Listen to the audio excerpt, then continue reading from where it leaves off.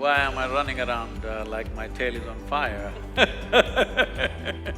This is the best time to raise human consciousness. We have a window of 15 to 30 years, in my opinion.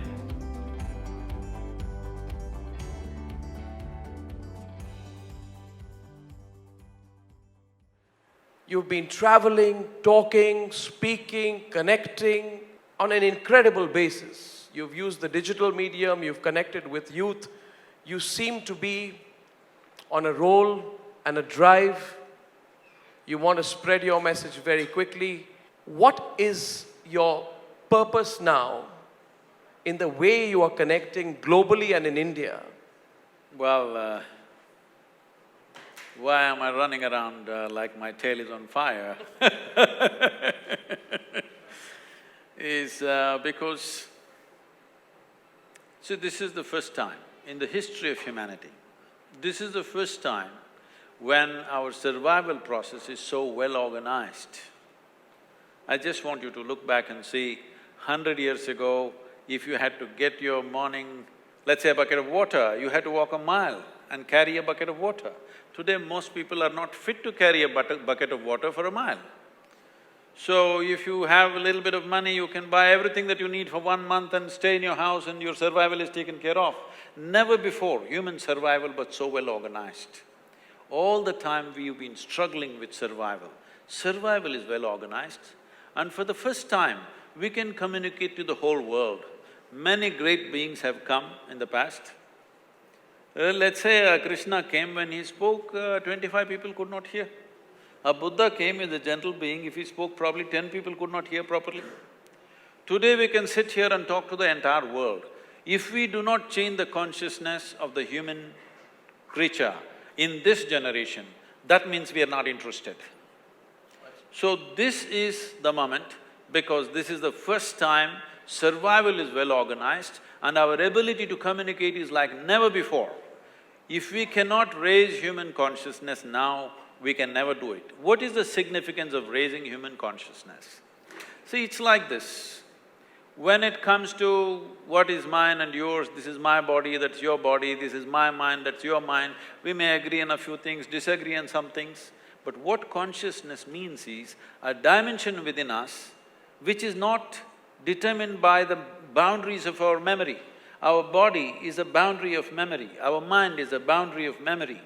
But our consciousness is a dimension of intelligence which is not marked by the boundaries of memory. Unless people touch this dimension, you can talk about unity, you can talk about togetherness as much as you want as principles and values, but never will it work unless human beings experience that sense of unity. This is what the word yoga means. The word yoga literally means union. This means, right now for most human beings, their experience of life is such, it is me versus the universe. It's a stupid competition to get into. Me versus the universe. No wonder always they're anxious, fearful, struggling, simply because it is an individual versus the universal. Yoga means to consciously obliterate the boundaries of your individuality. If you don't do this, you will never come to ease in your life. Forget about well-being, forget about blissfulness, forget about ecstatic states, you will not even come to total ease. I don't want to throw a challenge at you, but it is really something everybody has to check out.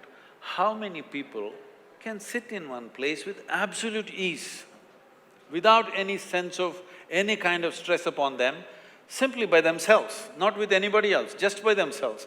I'm telling you, over 95% of the people cannot sit in ease in any given place, because it's always this little boundary of an individual and the universal. So raising of consciousness this means that human being comes to ease. Only when you come to ease, you are not in a fighting mode. This fighting mode has to go. Survival for the fittest is over. Now survival is available for all of us. This is the time to put down your fighting mode and see how to do something else. And now we have wonderful things coming that everybody fears. That also I've been invited to all kinds of conferences and people, academics coming and asking me, Sadhguru, this artificial intelligence is coming, what will we do? We will lose our jobs. I said, isn't it great, we'll all be on a vacation. See, the same thing, when the machines came, I know that these things happened. When the cranes came to lift things out of the ships and stuff, all the porters' unions protested. If the machines lift the cargo, what are we going to do? We want to carry it. So now the academics are talking the same language. If the machines do all the academic work, all the information-based work, what are we going to do? This is the same labor class now, new labor. So, this is a time when physical work and intellectual work, everything that is memory-based, data-based, is going to be done by a machine. This is the best time to raise human consciousness. And we have a window of 15 to 30 years, in my opinion, because right now, as I said earlier, because people are thinking logically, heavens are collapsing in their minds. It only existed in their minds, now it's collapsing. Because heavens are collapsing, people are tending to move towards all kinds of things, particularly chemical use. If you want to be healthful, there is a chemical. If you want to be peaceful, there is a chemical. If you want to be joyful, there is a chemical. If you want to be blissful, there is a chemical. If you want to be ecstatic, of course, there is ecstasy. So, people are moving towards chemicals. Just leave the rest of the world. In India alone, in the last 25 years, the consumption of alcohol has gone up at least 10,000%. Yes or no? It has. So, this is not a moral issue for me.